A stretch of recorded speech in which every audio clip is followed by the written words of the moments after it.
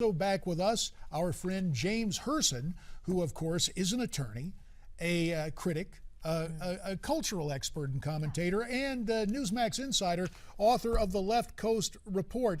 James, we left it before the break. All the talk about gay marriage. You gave us the legal analysis. But culturally now, when we look back on this, did Hollywood accelerate the acceptance of same-sex marriage? Absolutely, yes. And, a major newspaper said that Hollywood was the best man of gay marriage.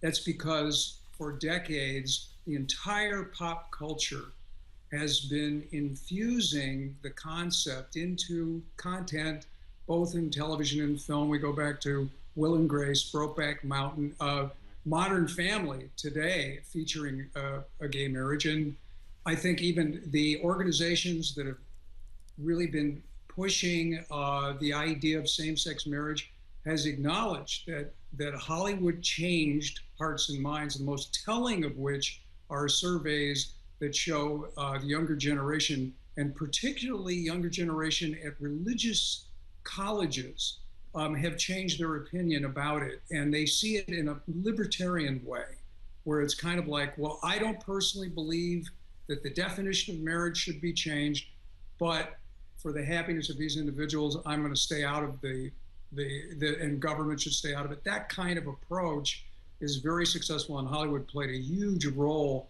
I think, in changing those attitudes for better or worse. James, we're going to switch gears again. Now, what was once fiction, relegated to the world of The Simpsons, becomes reality. Take a listen. Mom, Dad, we better do something about this. Don't be sad. It's Carnival!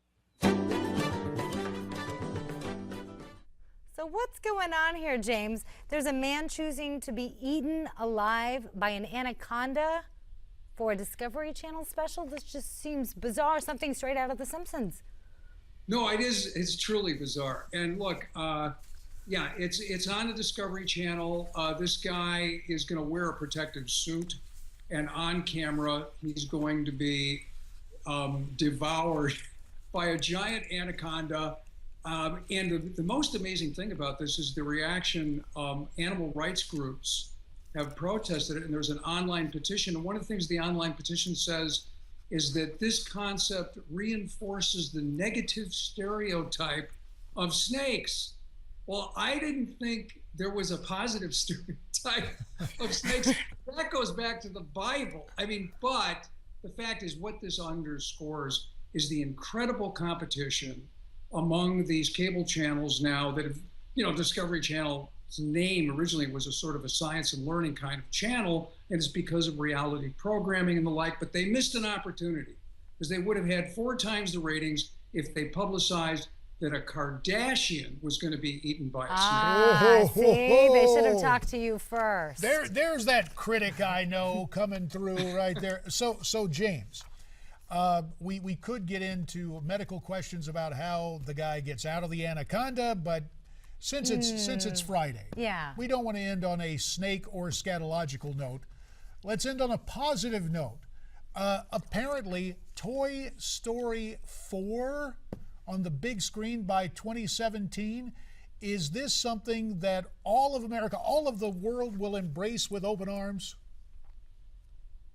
Probably, yes. I mean, look, this is the second highest grossing film of all time for Pixar for animation was Toy Story 3, and everybody loved Toy Story 3. It was almost the perfect animated storytelling. The critics loved it. People from all political persuasions loved it. It had an Orwellian allegory in it about big government. So I think it's going to be looked forward to, but it's kind of strange the way Hollywood milks a franchise. To think now we just accept, well, this is the 4th installment. I'll take it over the snake, James. I'll take it over the anaconda. Citizen Kane 4. That would be tough. Rocky 26. I hear where you're going. Yeah. James Hirsen, as always, thanks for your insights, and we'll continue.